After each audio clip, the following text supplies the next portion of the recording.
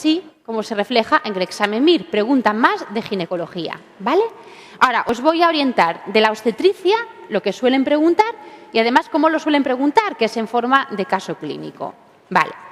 Entonces, pasamos ya al segundo capítulo de obstetricia, el tercero, el de diagnóstico prenatal y control del bienestar fetal.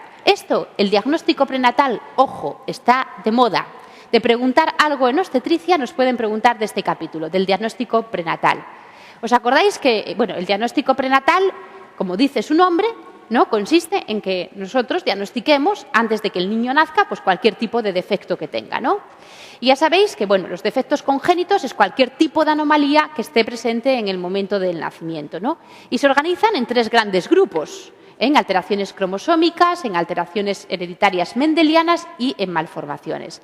Bien, los defectos congénitos más frecuentes son las malformaciones, ¿vale? Las malformaciones. Bien, entonces, para llevar a cabo el diagnóstico prenatal, lo que hacemos a priori es seleccionar las gestantes de alto riesgo para defectos congénitos. ¿Ello cómo lo hacemos? Pues aplicando una serie de marcadores bioquímicos y ecográficos, a partir de los cuales, si estos están alterados, nos quedamos con aquellas gestantes que son de alto riesgo. Bien, ¿y cómo diagnosticamos? Si es una gestante con alto riesgo para una malformación, ¿cómo diagnosticamos las malformaciones? Por ecografía, ¿vale? Si es de alto riesgo para una cromosomopatía o para una enfermedad genética, ¿cómo lo diagnosticamos eso? Mediante biopsia corial, amniocentesis o funiculocentesis, ¿vale?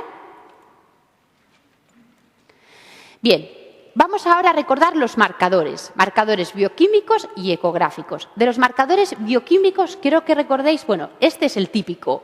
En la semana 16 a todas las gestantes les traemos una muestra de sangre y vemos los niveles de alfa-fetoproteína. Si estas se encuentran elevadas por encima de 2,5 múltiplos de la mediana, esto puede ser indicativo de que hay un defecto del tubo neural. Bien, si yo veo o sospecho un defecto del tubo neural, ¿cómo lo confirmo? Es una malformación, ¿no? Por ecografía, ¿de acuerdo? Bien, hay otra serie de marcadores que se emplean en este caso, fijaros, como marcadores de aneuploidías. ¿Os acordáis de las aneuploidías? Son las alteraciones en el número de cromosomas. ¿Cuál es la más frecuente? La trisomía 21, ¿vale? Bien, fijaros, hay una serie de marcadores que los empleamos en el segundo trimestre como marcadores de aneuploidías. Y son, una vez más, fijaros, la alfa-fetoproteína. La alfa-fetoproteína está elevada en el defecto del tubo neural. Sin embargo, en el síndrome de Down está disminuida, ¿vale? La beta-HCG, en cambio, está aumentada en el síndrome de Down. Y fijaros, estos son los marcadores bioquímicos del primer trimestre. Yo creo que son los más importantes, la papa y la beta. La papa es el marcador bioquímico más importante para la detección del síndrome de Down. Y la papa está baja en el síndrome de Down. Acordaros, se diagnostica se determina en sangre materna en el primer trimestre. Papa baja y beta alta en el síndrome de Down en el primer trimestre. Bien, y marcadores ecográficos. Esto fue lo que nos preguntaron este año en el MIR.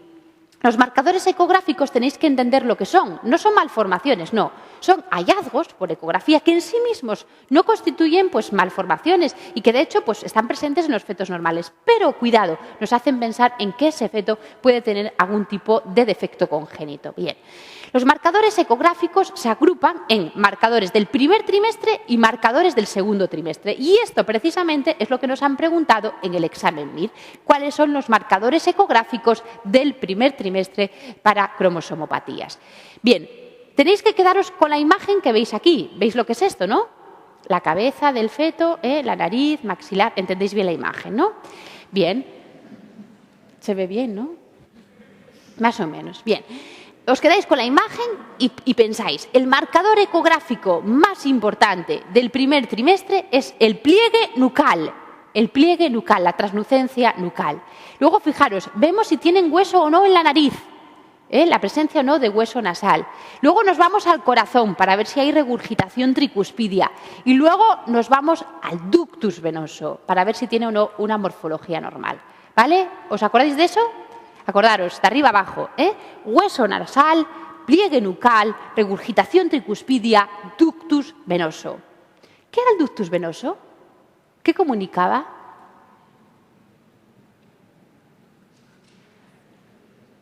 vena umbilical con vena cava inferior. ¿Os acordáis de los shunts fisiológicos en los fetos?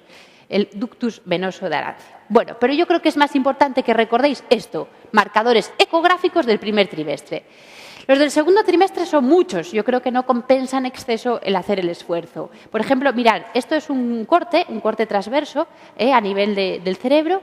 Aquí lo que veis es en los ventrículos laterales y aquí esto es un plexo coroideo y aquí hay un quiste. Quistes de plexos coroideos son marcadores ecográficos ya del segundo trimestre. La dilatación de las pelvis del riñón también son marcadores del segundo trimestre. El intestino hiperecogénico también son marcadores del segundo trimestre. Por lo tanto, yo creo que lo importante es que recordéis los del primero. Os lo repito, hueso, pliegue, regurgitación tricuspidia, ductus venoso. ¿De acuerdo? Bien. Y tal vez lo más importante es esto. Fijaros, lo que hacemos actualmente para hacer cribado del síndrome de Down es esto, el cribado combinado del primer trimestre, que es aunar marcadores bioquímicos con marcadores ecográficos y con todo ello ver si esa mujer tiene alto riesgo o bajo riesgo para síndrome de Down. Fijaros, este cribado combinado tiene una tasa de detección de síndrome de Down de hasta un 90% y consiste que la mujer en el primer trimestre en sangre le extraigamos sangre para detectar PAPA y beta-HCG y luego hacia la 11 o 2 semanas le midamos el pliegue nucal, ¿vale? Acordaros, en el síndrome de Down, PAPA, ¿cómo está?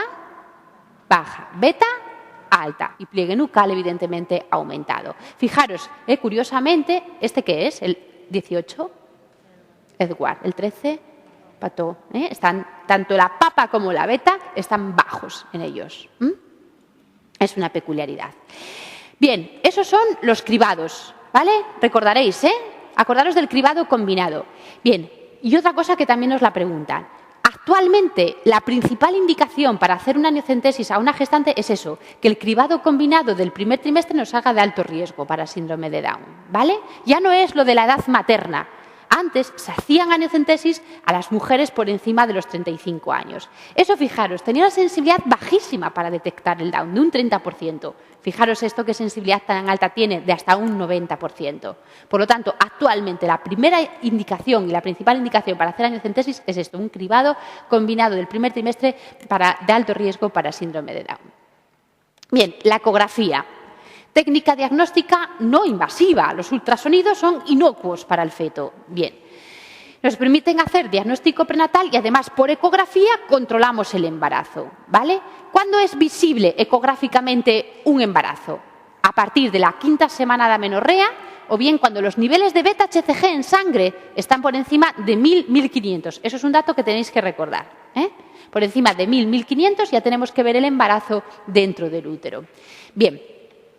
De forma protocolizada, vemos a la gestante, ecográficamente me refiero, en el primer, segundo y tercer trimestre. ¿Para qué sirve la ecografía del primer trimestre? Bueno, pues tenemos mujer con amenorrea. ¿Qué ha hecho para ver que está embarazada? Un test de embarazo, ¿no? Es así como se diagnostica un embarazo. Bien, ahora yo, cuando le hago la ecografía del primer trimestre, le confirmo el embarazo, le digo si son 1 o 2, veo si hay patología ovular, veo si es un aborto, si es una mola o por contrario si va bien.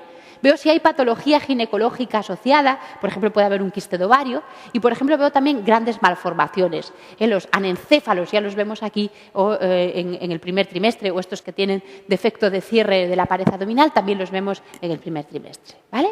Eso es para lo que vale la ecografía del primer trimestre. Ojo que también nos lo preguntaron en el MIR, ¿vale?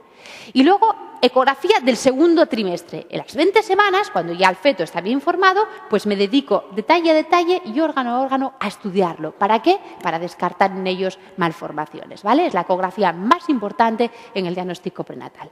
Y luego, ¿qué hago en la eco del tercer trimestre? Lo peso. Siempre me dicen los padres, ¿cómo lo pesas? Se pesa, pues midiéndole la cabeza, el diámetro biparietal, el perímetro cefálico, el perímetro del abdomen y la longitud del fémur. Y con ello, en el ordenador, se calcula el peso, ¿vale? Es muy importante también en el tercer trimestre ver dónde está la placenta. ¿Para qué? Para descartar las placentas previas. ¿Lo recordabais, Perfecto. Decimos, técnicas diagnósticas no invasivas y de malformaciones. Acordaros que las malformaciones, a su vez, que eran los defectos congénitos más frecuentes, ¿vale? Técnicas invasivas para el diagnóstico o bien de cromosomopatías o de enfermedades genéticas, lo que veis en la imagen. ¿Qué es esto? Una amniocentesis. La amniocentesis se hace en torno a la semana 16, introducimos una aguja, aspiramos y sacamos líquido. Líquido, en el fondo quedan células que se cultivan y ahí hacemos estudio del cariotipo. Si hacemos cultivo, ese resultado tarda como un mes, ¿vale? Biopsia corial, esto que veis aquí. Obtenemos vellosidades coriales. Esto se puede obtener más precozmente, a partir de la semana 10, y además el resultado es mucho más rápido en 48 horas. Y luego lo que veis aquí es la cordocentesis. Hay una punción en la vena umbilical del cordón umbilical, normalmente cuando el cordón sale de la placenta, en ese trayecto próximo a la salida de la placenta.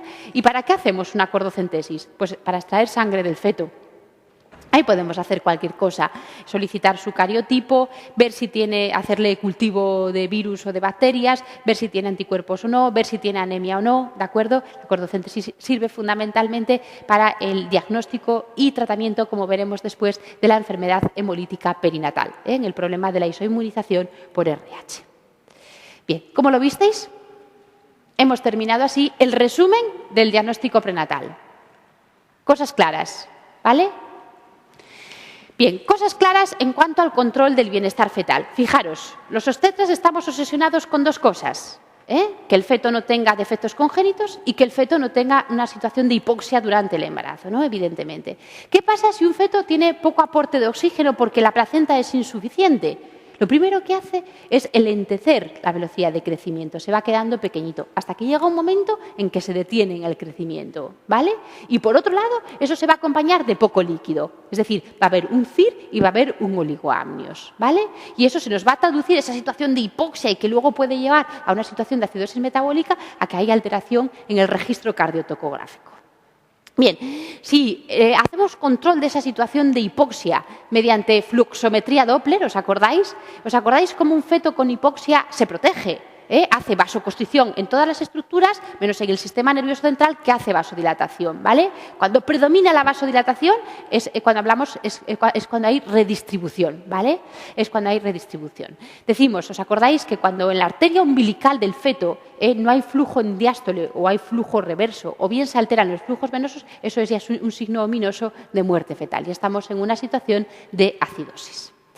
Bien, más fácil que la fluxometría Doppler es esto, el registro cardiotocográfico. ¿Esto en qué consiste? Consiste en registrar la frecuencia cardíaca del feto en presencia o en ausencia de contracciones. Esto que veis aquí, ¿que es un test estresante o no estresante? No es estresante. Veis aquí que no hay contracciones. Y esta es la frecuencia cardíaca del feto. Lo primero que hay que ver es la línea de base, que es la frecuencia cardíaca que más tiende a repetirse. Esto, que sería en torno, pues como unos 120, 130, 140, estaríamos hace unos 135. Esa es la línea de base. Luego veis cómo la frecuencia cardíaca no es una línea, sino que va para arriba, para abajo, para arriba, para abajo. Esa es la variabilidad. Entre latido y latido tiene que haber variabilidad, de unos 10 a 25 latidos. Eso es lo normal. Y ¿no os fijáis que de repente asciende la frecuencia cardíaca? Esos son ascensos. Ascensos de la frecuencia cardíaca de más de 15 latidos y durante unos 15 segundos. Eso tiene que haberlo en un registro cardiotocográfico para considerarlo reactivo. Además, durante esos 30 minutos de exploración, el feto tiene que moverse, tiene que tener como 5 movimientos y no tiene que haber desaceleraciones, ¿vale? Esto es un patrón totalmente reactivo, excelente. Si vuestro feto tiene este patrón, podéis estar tranquilos. Durante una semana, no mucho más. Bien, ahora nos ponemos de parto y pueden aparecer desaceleraciones. ¿Veis? Las desaceleraciones pueden coincidir con la contracción, lo veis en esta imagen. Estos son los DIPS tipo 1, que son fisiológicos, debidos a compresión de la cabeza o del cordón. Si os aparece en el registro cardiotocográfico intraparto, tan tranquilos que os quedáis, ¿vale? La evolución del parto sigue normalmente. Cosa bien distinta, más preocupados os tenéis que poner si veis esto, DIPS tipo 2, contracción y después desaceleración. O bien cuando aparecen variables, son descensos bruscos de la frecuencia cardíaca que no se relacionan con las contracciones. Estas, las variables, en un principio son fisiológicas, a no ser que sean muy intensas, muy profundas las variables y muy repetidas en el tiempo, que también pueden indicar acidosis. Bien, ¿pensáis que me puedo quedar en la duda si estoy intraparto, si me aparecen DIS tipo 2 o si me aparecen muchas variables de si este feto tiene acidosis o no? ¿Me puedo quedar con esa duda? No, desde luego que no. Tengo que actuar. ¿Qué tengo que hacer? pH fetal, ¿no? ¿Os acordáis, Tomo una microtoma de la calota fetal y veo el pH que tiene el feto en su sangre. Si el pH está por debajo de 7,20, ¿qué tengo que hacer? extraer el feto rápidamente, ¿vale? Si puedo, vía vaginal y si no, pues vía cesárea. Bien. Y esto es la fluosometría Doppler, lo que os decía, un poquito más complejo. Bueno, aquí creo que el mensaje que os tiene que quedar es que la fluosometría Doppler, la ecografía Doppler, no se utiliza así de rutina, únicamente para aquellos fetos que son de alto riesgo, por ejemplo, los CIRES, ¿vale? La fluosometría Doppler os la expliqué en la segunda vuelta y en la primera, ¿os acordáis? Es ver cómo pasa la sangre por los vasos, según sean circuitos de baja o alta resistencia. Os decía, cuando un feto está en situación de hipoxia, hace vasoconstricción, ¿no?, en todos los vasos. Entonces los vasos se convierten en circuitos de alta resistencia, de tal manera que sí que pasa la sangre en sístole, porque viene impulsada por el corazón, pero ya cuando en diástole la sangre no viene impulsada por el corazón, le cuesta mucho pasar por ese trocito tan estenótico, por esa zona de tan alta resistencia. Acordaros, cuando ya hay tantísima vasoconstricción que no hay flujo en la diástole o incluso da la vuelta, eso es un signo ominoso de muerte fetal, os insisto. Fluosometría Doppler, como digo, sirve para el control del bienestar fetal en el contexto de hipoxia crónica, es decir, sirve también para valorar el ductus venoso. ¿Qué es el ductus venoso? ¿Para qué empleábamos el ductus venoso? Marcador ecográfico del primer trimestre de aneuploidías, acordaros. Y fijaros, también la fluosometría Doppler sirve para screening de CIR y de preeclampsia. En este caso nos vamos a las arterias uterinas, no a la umbilical, a las uterinas. Y vemos qué morfología tienen. Si tienen esta, fijaros, flujo sistólico, flujo diastólico y antes de la diástole tienen como un pequeño descenso, que se denomina NOT protodiastólico. Si persiste más allá de la semana 24 puede ser un indicador de CIR y de preeclampsia. ¿Os acordáis también que siempre os dije, cuidado con el CIR y la preeclampsia, suelen venir juntos? En el 50% de los casos se asocian. Perfecto. Así terminaríamos ese capítulo. Repasamos las preguntas Repemir. ¿Os quedó claro todo? Bien. Alfa-fetoproteína elevada, ¿qué significa? Defecto de tubo neural. ¿Cómo lo confirmo? Por ecografía. Es una malformación. ¿Cómo está en el Down la alfa-fetoproteína? Baja. ¿Vale? Bien, diferencia entre amniocentesis, biopsia de corión. La biopsia de corión la hago más precozmente, ¿vale?, para el estudio de cromosomas o de enfermedades genéticas y obtengo el resultado pues mucho más rápido.